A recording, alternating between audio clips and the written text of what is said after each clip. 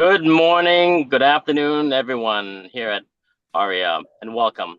Thank you for joining us. I'm Conan Su, and on behalf of the ARIA Mortgage Committee, we're excited to host today's webinar designed specifically with realtors in mind and your referral partners.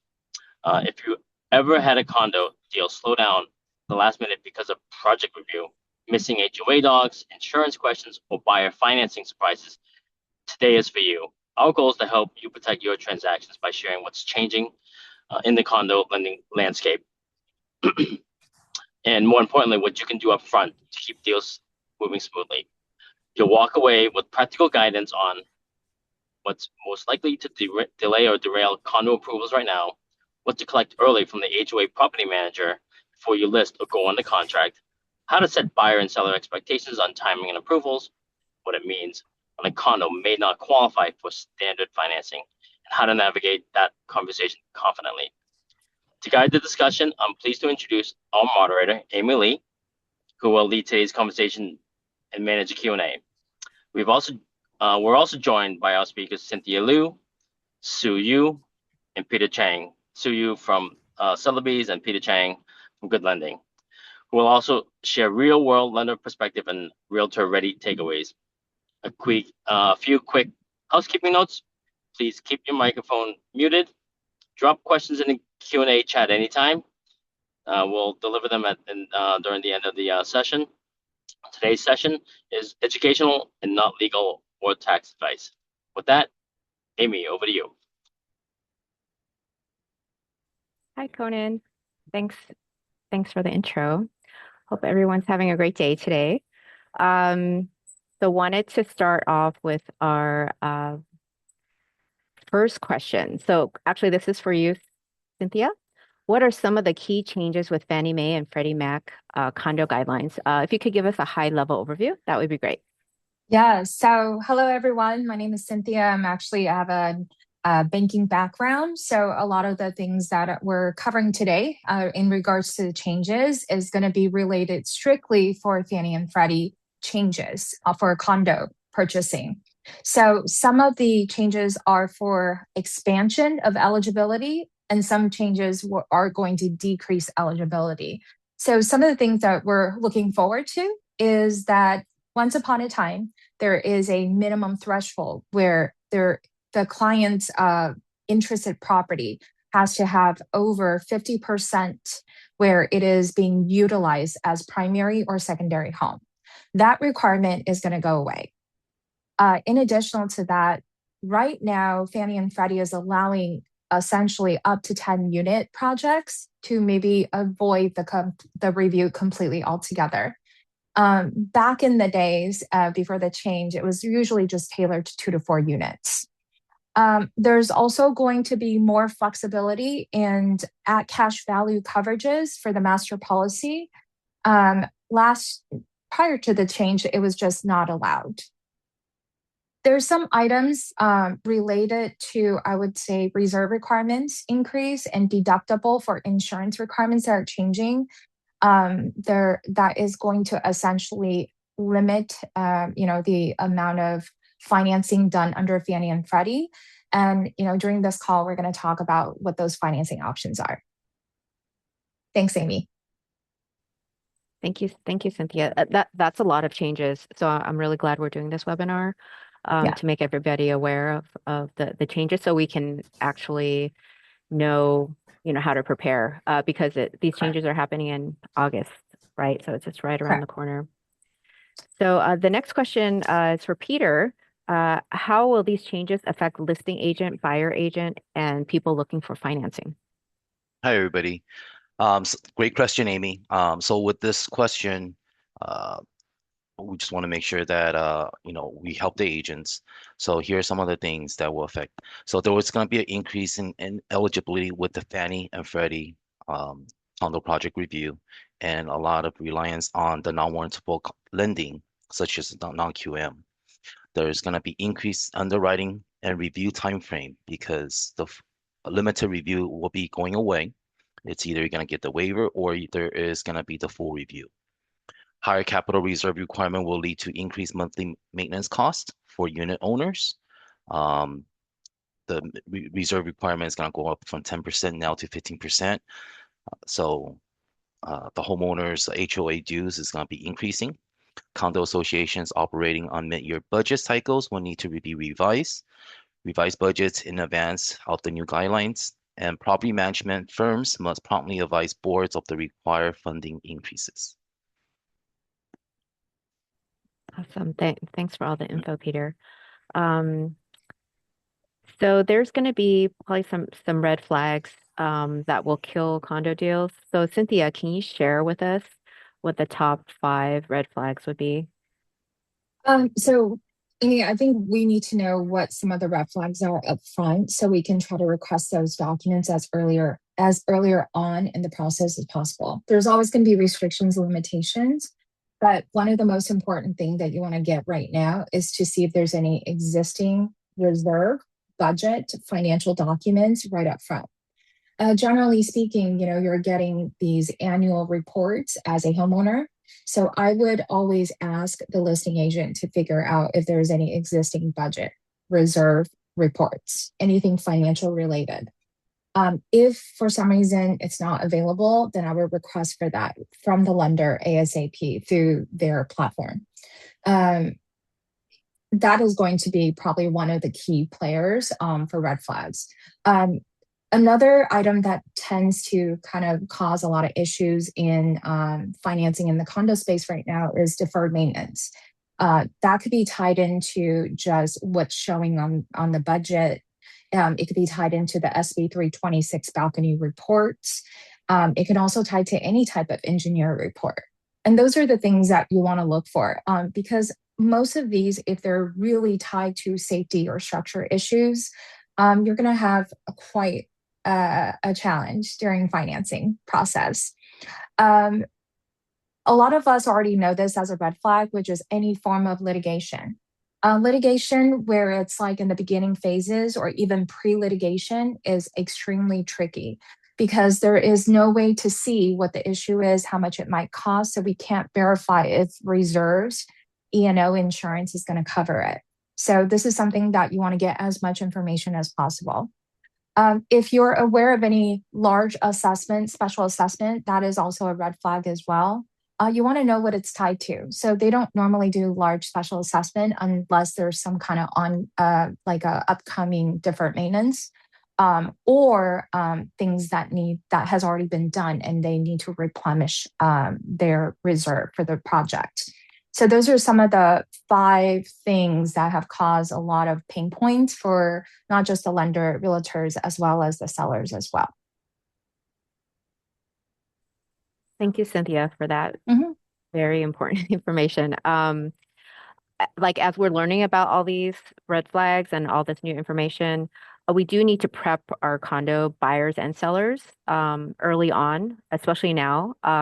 Sue, can you give us some tips on how we can prepare our condo buyers and sellers? Yeah, of course. Thanks for the question, Amy. So I think most of the agents can agree. In the past, all we did was, hey, I got a listing call. I'm going there. I'm doing the walkthrough, making sure we're doing a pre-inspection to understand, if there's anything that my sellers have to cover. If not, what is cover understanding in the inside, right? Because some condos, you may have the HVAC in the unit, others it may be built into the building. So understanding what's on the side of the sellers and what's on the side of the actual building management was very important. But I think with this new changing policy with Fannie and Freddie and the way the lending is being done, now the conversation has to shift and has to really address on the both sides. So it's no longer just on the buyers to understand the lending. Seller has to understand what type of financings can be done in case your building is now considered non-warrantable. So I would probably say in the ways to prepare the buyers and the sellers, it is important to keep the basics of what we have been doing, but also to understand gathering of the document is going to be extremely important.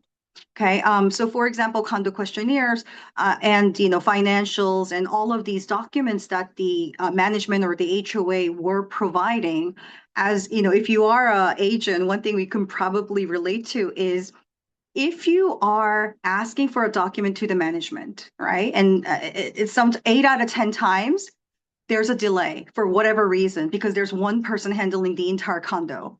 And sometimes you just can't get in contact. There's an old school landline voicemail. You have to leave a message and they just won't return your call. So that could be a huge portion where it actually delays the transaction, right?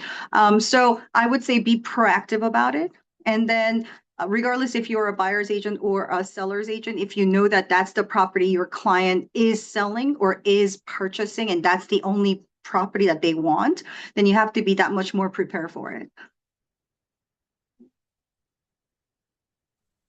Thank you, Sue. That's really, really important info for us to prepare all our buyers.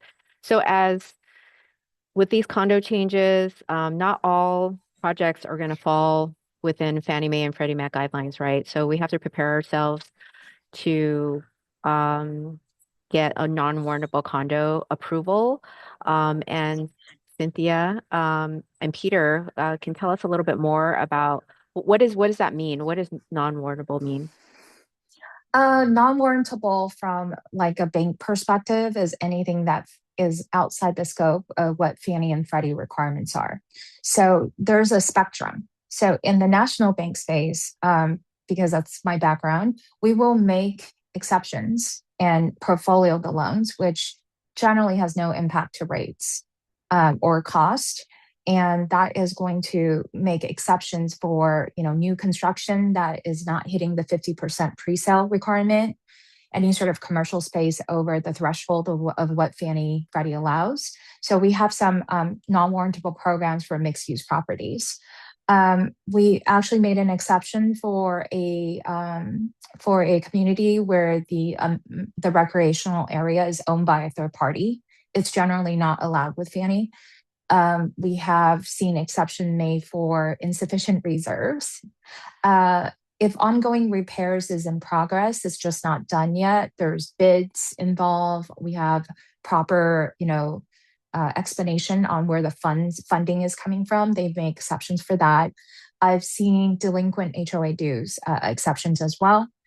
Every lender will do different exceptions and portfolio the loan.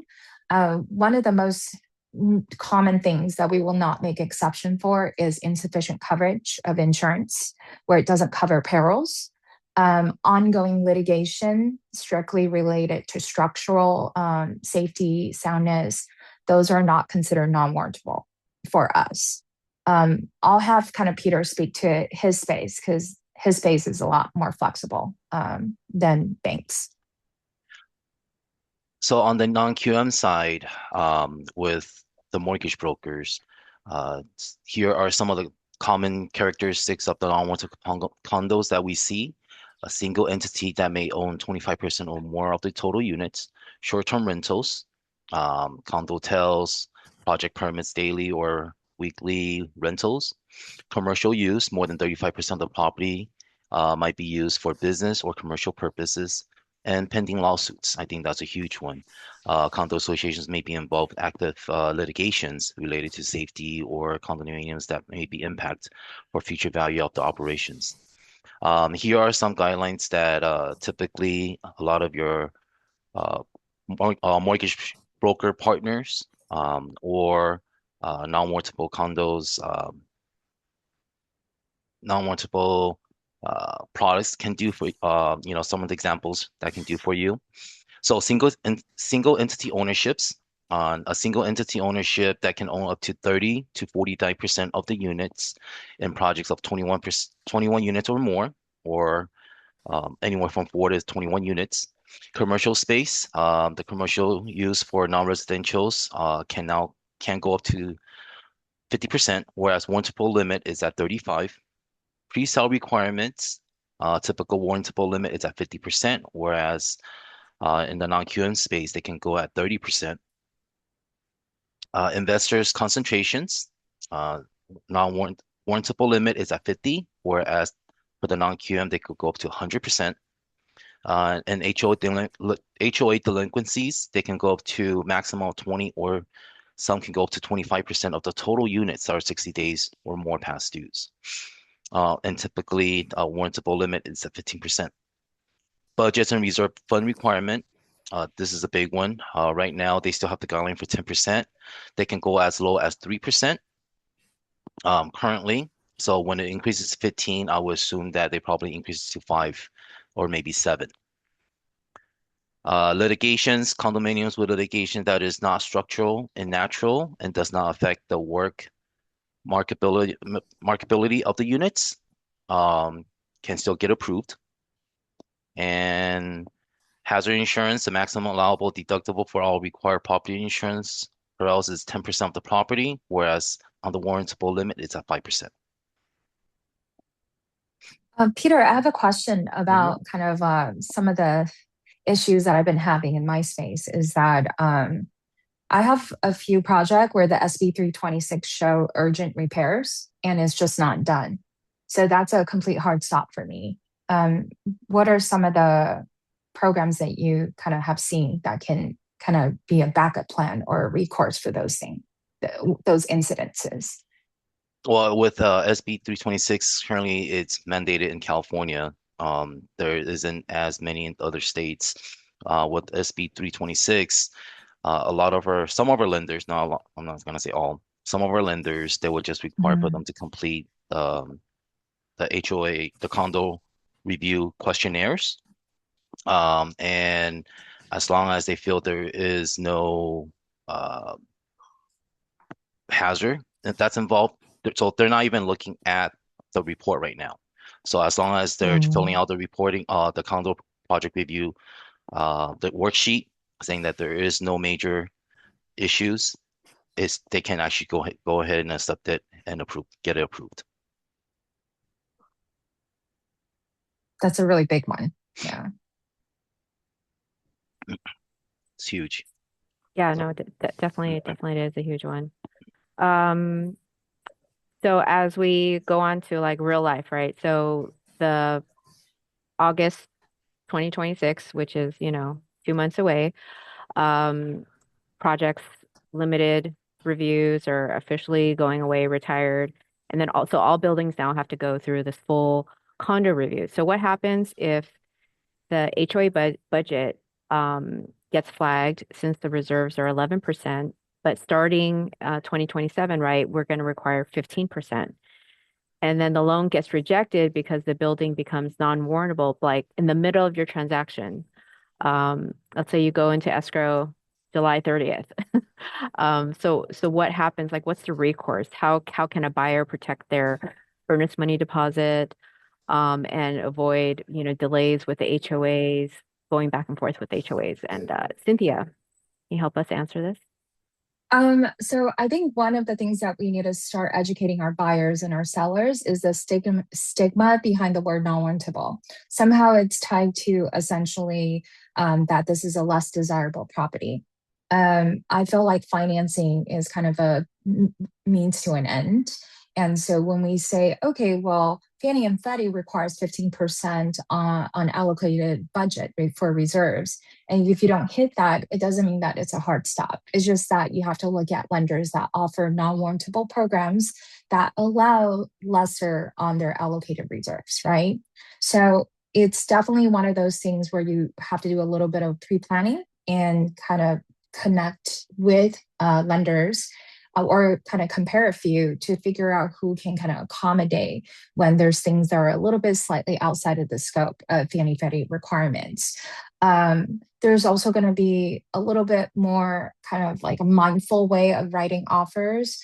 And I think, I was chatting with Sue earlier, and Sue mentioned that, a lot of these documents are coming in almost halfway through the transaction. And a lot of things are like surprises at the end. And I've seen agents scrambling, try to get HOA to just respond to a simple question. So when you're writing offers where the contingencies for HOA approvals are extremely short, it's probably not going to be aligned after August to have these like very short HOA approvals because limited review is going away. There's some increase requirements. So having the right timelines and then trying to get as many paperwork as you can upfront and having multiple lenders that have options for non-warrantable give your buyer or seller a heads up on what can occur. I think it's the best practice for the upcoming changes on reserves. I think I can't agree with you more on this, especially because as an agent, a lot of the times one of the biggest questions we come across is, hey, when can I close?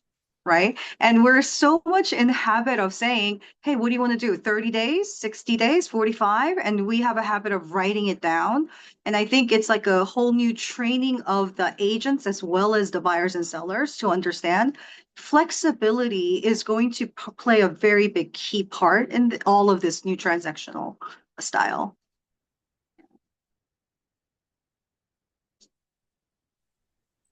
Yeah, all this is very eye-opening with all the changes coming up, I think. So it's good to talk about it. So next question is actually it's for Peter. So if a buyer is looking at a beautiful 6-unit brownstone condo, and smaller buildings like this, they're often self-managed. They don't have a formal reserve study or have a dedicated amount of reserves for the line item. So Fannie Mae has expanded the waiver of project review for smaller condo projects up to 10 units. Does this waiver fully exempt these micro condo buildings from the newer reserve and insurance requirement? And what are the potential deal killers to watch out for when reviewing these? Great question, Amy. Yes, even in an exempt or waived condo project reviews, the HOA must provide critical master insurance policies, the hazard liability and the fidelity, and possibly current budgets to verify the financial health and safety of the building. Um, 4-unit properties continues to be exempt from review. 5 to 10 unit condominiums properties may be exempt from review, subject to eligibility criteria.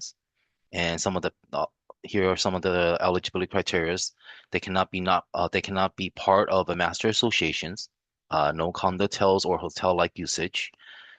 No material, financial, structural, or critical repairs concerns, and not designated as an unavailable for lending. Thank you, Peter. So another scenario that we have, and this question is for Cynthia. So say a listing agent has a brand new construction condo phase, but the developer has minor structural issues that delayed the first phase due to contractor disputes or whatnot. With Fannie and Freddie's intense focus on deferred maintenance and critical repairs, how does a building's history have to do with passing the full review? And then if a lender sees any mention of outstanding repairs or developer litigation on the questionnaire, does the entire building get blacklisted? And how do we position a property to avoid losing conventional buyers? Right. So anything related to critical repairs, obviously is a hard no. I think for every lender, unless you're getting a loan with Peter, then maybe it's okay, right? But in the general like QM space, this is just like a no-go. Anything when we're being told this is not eligible, there's some issues with the condo project, regardless if it's a new construction, new development, or existing project, the first thing you want to know is the why. Why is it being declined right now? And so if you have the firm answer, just whatever Fannie and Freddie currently is listing as the reason for their decline, you have to kind of work backwards and say, okay, well, I need to go find out a little bit more about the nature of these repairs or the nature of the litigation. Once you identify, is this an ongoing issue or has this been resolved? If it's an ongoing issue, you want to know what essentially the game plan is for the HOA project. Are they just kind of letting it ride and not doing anything about it? If that was the case, Fannie and Freddie is going to say no. If this is like an ongoing thing where they have a game plan, they have reserves needed, or they have an ETA on when things are going to resolve itself, layer with the actual issue of the maintenance. For example, like there is in the common areas, they found that the there's some holes in the walls. Those are not going to be a essentially a hard stop. You just really need to buckle down. Why is it fixed? Is it going to get fixed? How are you going to fix it? If you ask those questions, you're going to have a lender that's going to provide you accurate information. The less you know, your lender is going to probably just say yes to everything. But if you're like, hey, this is what's wrong, this is where they're at, this is their game plan, this is how they're funding it, generally you're going to have a pretty a good chunk of loan options still available for your clients to move forward with the project. Thank you, Cynthia. So another scenario we have, and I'll give this to Sue. A listing agent is getting ready to list a unit in an older high-rise. The HOA just delivered that their master insurance policy delivered their new master insurance policy. And to keep the premiums from skyrocketing, they accepted a massive per unit deductible. With the new July 2026 rule capping per unit deductibles at $50,000, what happens if the building exceeds that cap? As a listing agent, how do you explain to your seller that their home might be suddenly unlendable? And what should you tell the HOA board to do to fix it before we hit the market?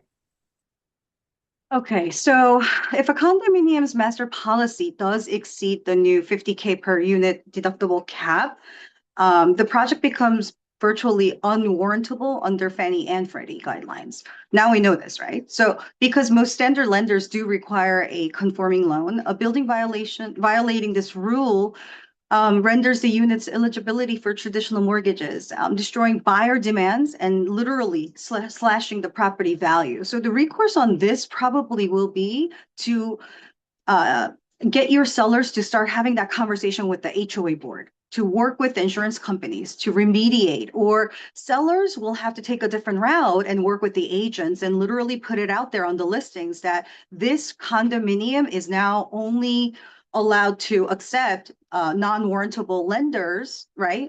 Buyers through non-warrantable lending, or if not, cash buyers. And we already see this quite a bit in the market, but I have a feeling that this is going to drastically increase in practice.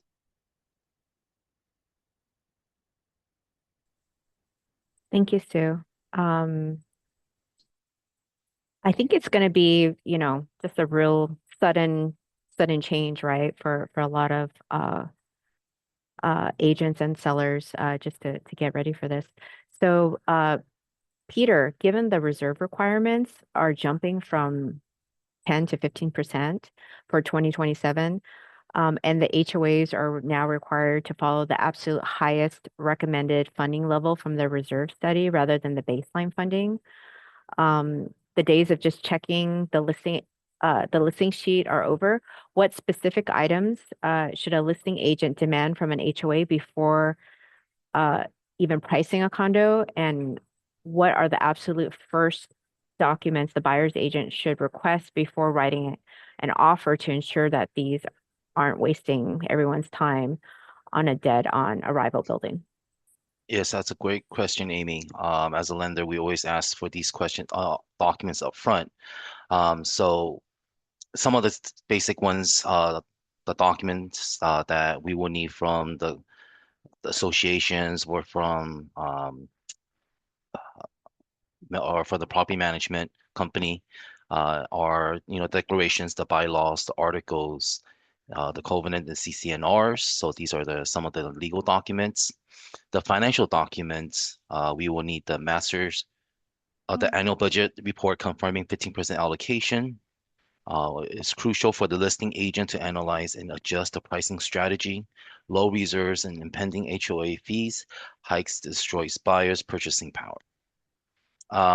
We also need the master reserve studies, which this validates that the building reserve funding is aligned with the required highest recommended allocations and covers looming major repairs like roofs or elevators that could trigger massive special assessments. And another one is the delinquency report. Fannie Mae's rules immediately disqualify entire buildings for unconventional loans if more than 15% of the units are 60 plus days past on their HOA dues. Some of the other documents definitely want to get is proof of master hazard insurance liability and fidelity bond. The project questionnaires, if they can get this or they have previous questionnaires, the Fannie Mae form 1076 or the Freddie Mac form 476. On the litigation, any documents regarding current lawsuits, structural issues, or critical repairs. So if there's any litigation, current ongoing litigation, you make sure you want to get that right up front. So thank I you. actually, Amy, I actually wanted to add that if it's possible, most of the lenders out there could possibly, work on condo approvals before the property's in contract. Since they're not really tied to any sort of particular unit purchaser, if the buyer or the seller is willing to pay for the cert and all the HOA docs up front, they could be anywhere from like $500 to $1,500. If they're willing to make that payment, that's going to make the entire process just a lot more streamlined upfront instead of like saving that money and then essentially, finding out during escrow period.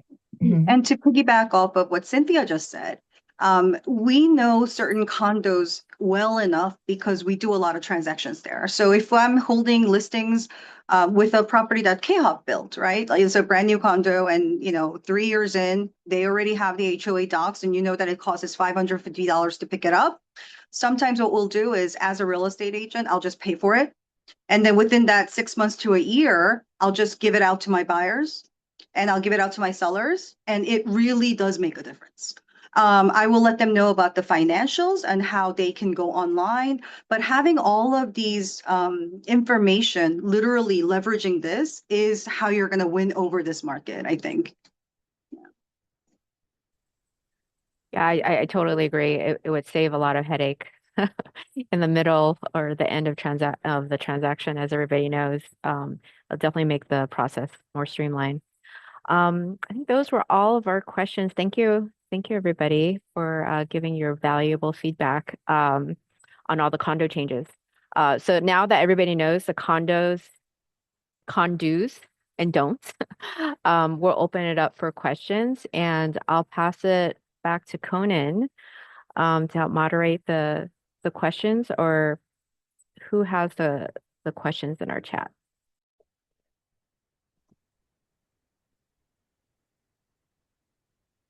Yeah, I can also bring up some of the questions. Conan, are you available to? I'm here. Yep, Great. I am here. I'm seeing I think William Wang had a question. Isn't CCRs a mandate during due diligence? CCRs are required for new constructions. They're actually not being looked at least in my experience, for existing projects. What about you, Peter? Do you guys check for CCNRs? Sometimes they will ask for CCNRs as well. Yeah, like if it was like adding phases, right? And things have to be annexed Even for into the existing. recording. For For you? existing, they will ask for CCNRs. Some of them. Well, there's Not all. something I don't have to do that you do, so that's good.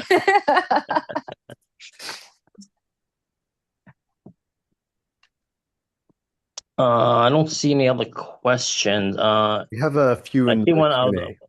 Yeah, there's one. Is balcony rule law applicable to California or nationwide requirement? Oh, I think that is specifically for California. Yeah. One of the things I wanted to add on, because we had SB 326 issues all of last year, is that they were mandated to be completed. And then there's going to be ratings on the urgency. And there's going to be things that are rated like red, which is like danger. And then there's things that are orange, which is urgent, but not like critical. And then there's things like that are listed in like yellow, which require maintenance, and green is in good standing. What has been happening is that we're now up to the timeline of orange ticket items to be completed. You have 1 year to complete those. And we're already past that as of today. And I've seen some HOA companies just could not get their stuff together. And last year, we only need to address the critical items. Now we need to address the urgent items. And a lot of them has just not been done yet. So.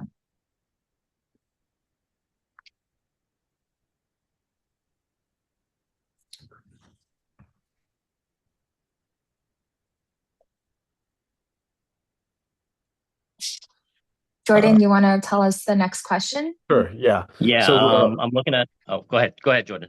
oh, yeah, no problem. So we also have a question in the chat from Craig, which was at the beginning said, "Good afternoon. Can we get a list of the changes and requirements per Fannie and Freddie?" So I don't know if that's resources you guys might want to circulate after, or whoever wants to address that. Oh, I sent it last week to you. That's the Yes. debt. So yeah, so we can just we're good to share that attachment with our attendees. That's from Fannie. Yeah. Okay, perfect. Mm-hmm. Next question we have from Melissa Sophia. Can you explain if there'll be a big difference in interest rates when units are found non-warrantable versus warrantable? I'm going to speak on my half. My rates are actually better in the non-warrantable. It's because it's a portfolio loan, and obviously we have mandatory FICO score requirements, DTI requirement, reserve requirement. It is the equivalent of our jumbo loan pricing, which essentially is a lot more competitive than the Fannie Mae rates right now. And I'll have Peter speak on his programs. So on the non-QM side, the non-warrantable products are typically a bit higher. If there are exceptions that can be made, minor exceptions that can be made with the standard non-QM, depending on whatever product it is, let's say DSCR, they still can make those exceptions. But if we're specifically going with the non-warrantable condo product, because of litigation, whatever issue it is, yes, the rates are typically a little bit higher, but at least anywhere between 3/8 to 0.5%.